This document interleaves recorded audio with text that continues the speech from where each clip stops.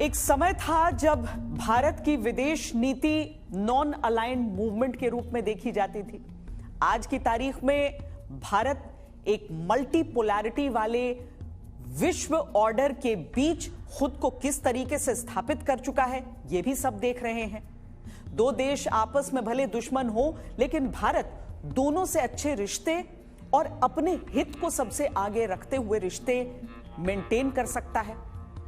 यह कहा जा सकता है कि भारत वर्ल्ड ऑर्डर में सिर्फ एक दर्शक नहीं, बल्कि दिशा निर्धारित करने वाला देश है। वॉइस ऑफ ग्लोबल साउथ 21वीं सदी की बदलती हुई दुनिया का सबसे अनूठा मंच है। G20 की 200 से अधिक बैठकों में हमने ग्लोबल साउथ की प्राथमिकताओं को प्रमुखता दी।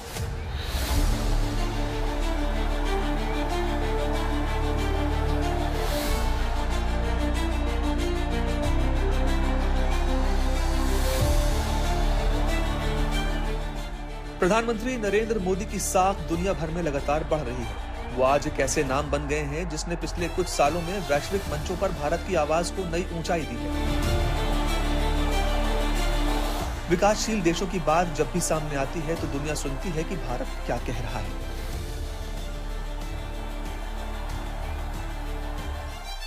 जब भारत ने G20 की अध्यक्षता संभाली तो हमने इस फोरम में ग्लोबल साउथ के देशों की आवाज को आगे बढ़ाना अपना दायित्व माना। हमारी प्राथमिकता थी कि G20 को ग्लोबल स्केल पर समावेशी और ह्यूमन सेंट्रिक बनाया जाए। हमारी कोशिश थी कि G20 का फोकस हो development of the people, by the people and for the people.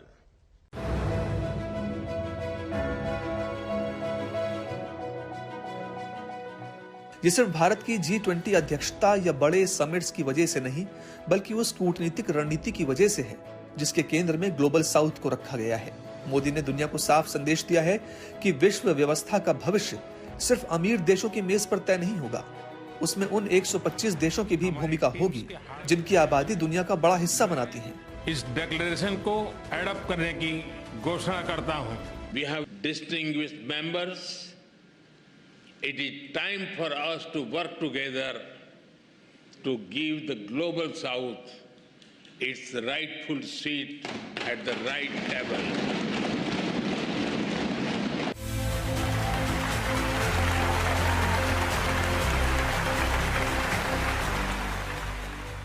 Bharat ने जब voice of Global South summit का आयोजन किया तो दर्जनों देशों को एक साथ लाकर बताया कि भारत अब सिर्फ मंच पर मौजूद एक देश नहीं, बल्कि मंच तैयार करने वाला देश है। G20 की अध्यक्षता इसका सबसे बड़ा उदाहरण बनी। भारत ने एजेंडा सेट किया, प्राथमिकताएं तय की और दुनिया को यह दिखाया कि उभरती अर्थव्यवस्थाओं की चुनौतियां किसी भी ग्लोबल चर्चा का हिस्सा बने बिना हल नहीं हो सकती।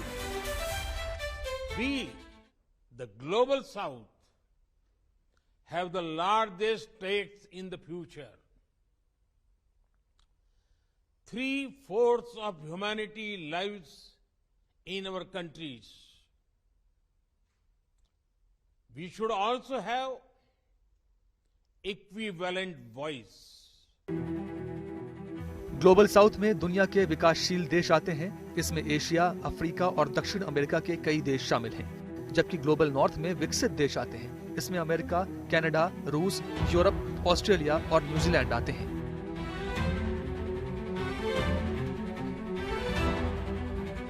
पीएम मोदी की कूटनीति की बड़ी ताकत यही है कि भारत किसी ब्लॉक, किसी गठबंधन का फॉलोअर न होकर एक बैलेंसर की भूमिका में रहता है। एक भरोसेमंद शक्ति जो अमेरिका और यूरोप के साथ भी मजबूत रिश्ते रखता है और रूस, खाड़ी देशों, अफ्रीका और दक्षिण पूर्व एशिया के साथ भी उतना ही गहरा संवाद रखता है। भारत और रूस के बीच यूएन, G20, ब्रिक्स, SCO तथा अन्य मंचों पर करीबी सहयोग रहा है।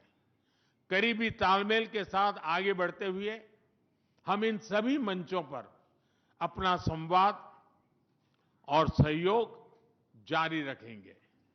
एक्सेलेंसी, मुझे पूरा विश्वास है कि आने वाले समय में हमारी मित्रता हमें ग्लोबल चैलेंजेस का सामना करने की शक्ति देगी और यही भरोसा हमारे साझा भविष्य को और समृद्ध करेगा।